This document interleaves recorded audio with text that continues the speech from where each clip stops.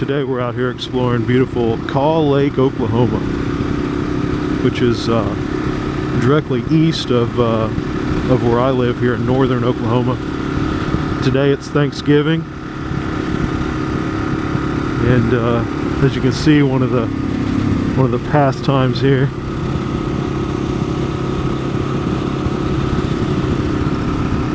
Sliding down the hill. We don't have any snow yet, so that's just kind of what everybody's doing.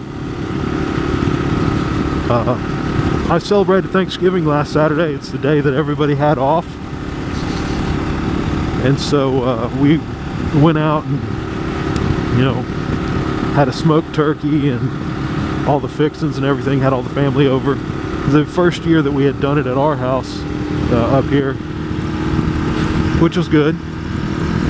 And so today I'm off work, my wife's off work. We went out and ran a bunch of errands and checked out went to the dog park and took my dog and my son out there, and we all ran around. And so then when I had a chance, once my son went to sleep for his nap, I decided to head out on the bike for a little while and head over here to Kaw Lake, which is not somewhere I usually go. I usually head over towards Ponca Lake. So I figured I'd show you all this, and I've also got some updates for you, just some life update things that are going on that I wanted to tell you all guys about. So I'll come back to that here in just a few minutes. So first update I wanted to give you all guys is my wife is pregnant with our second child.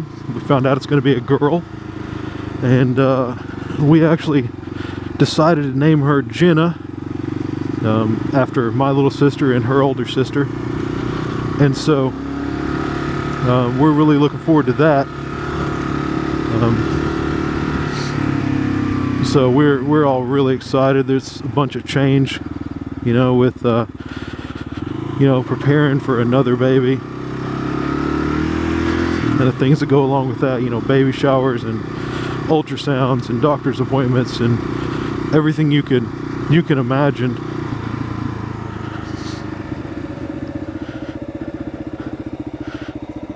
No all-terrain vehicles. Well, damn it.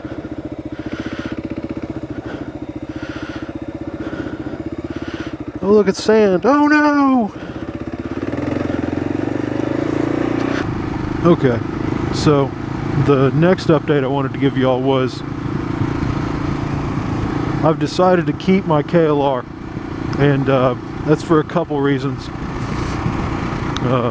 Number one, I wasn't getting a whole lot of action on my ads. I was getting some bites, but nothing like what I was looking for. And I can't sell it right now for what I have in it, because the KLR market is just ridiculous. You can have a worn out old crappy KLR that's worth, you know, $1,500, $2,000, something like that. Then you can have one that's, you know, completely been gone through and has a bunch of new parts and you know, in great shape with low miles, and somebody still expects you to take $1,500 for it. And I just don't do it. And it's not like that with most other bikes. For some reason, people look down on KLRs. Even KLR riders look down on them and try to push the market down on them. I never try to do that, you know. I try to give you an honest, you know, if somebody says, hey, do you think this is worth the money, I'll tell them honestly what they can do with that money, and what kind of bike they can get and what to look for. But I'm not going to go and bash a nice bike and tell somebody to go get a worn out bike for the same amount of money just because I know what it's like.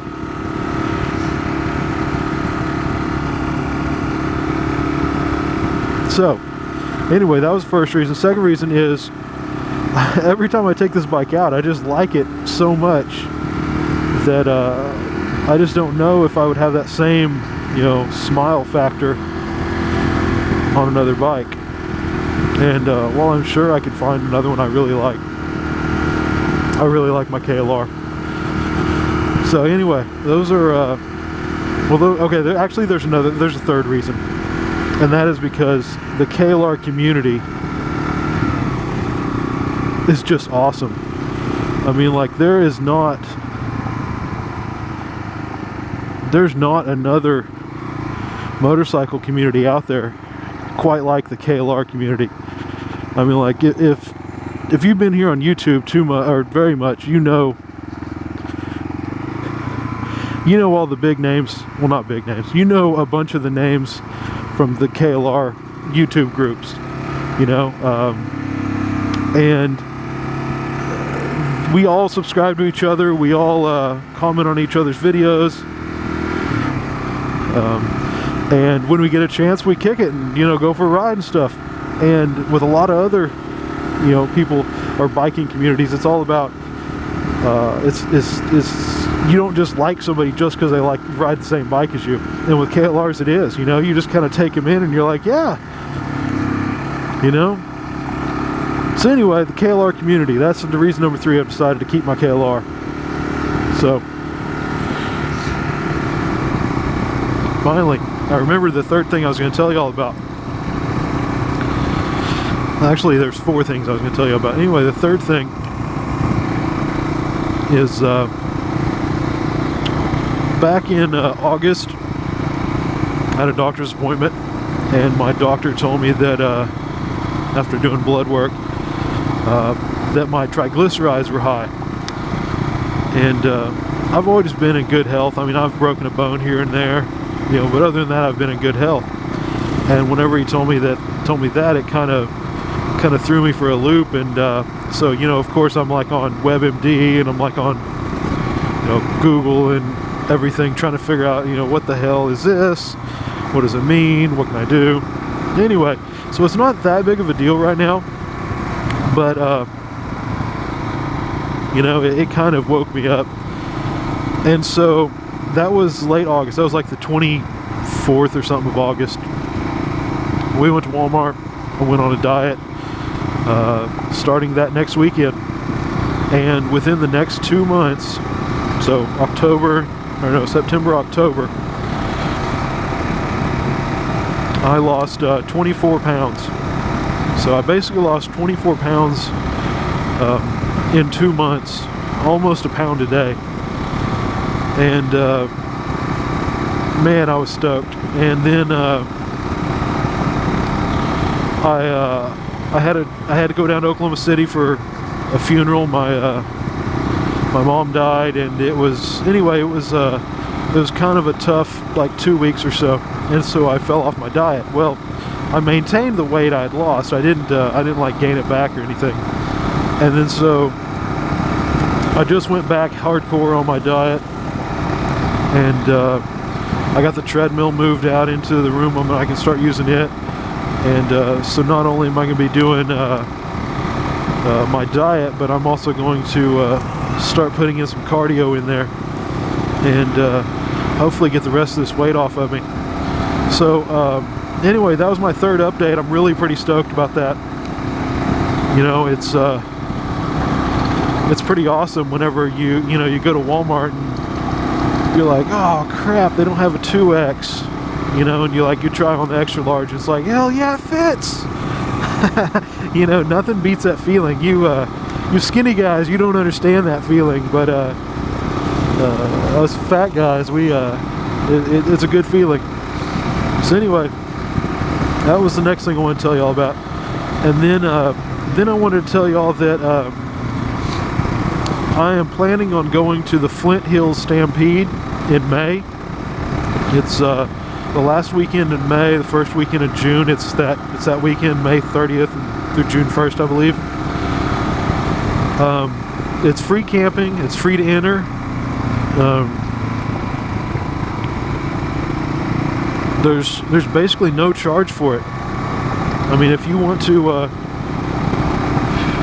come out and go on the ride, you can camp for free.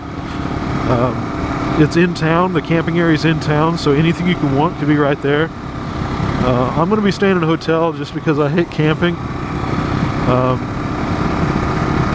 But anyway, it's going to be cheap. I mean, they'll probably have shirts and their stuff to buy, so take money, but You know, it's not like it's one of these freaking BMW events where it's $300 and they have seminars all day instead of riding.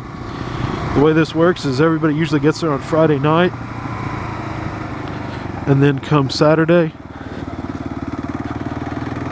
morning at 8 a.m. is when the ride is.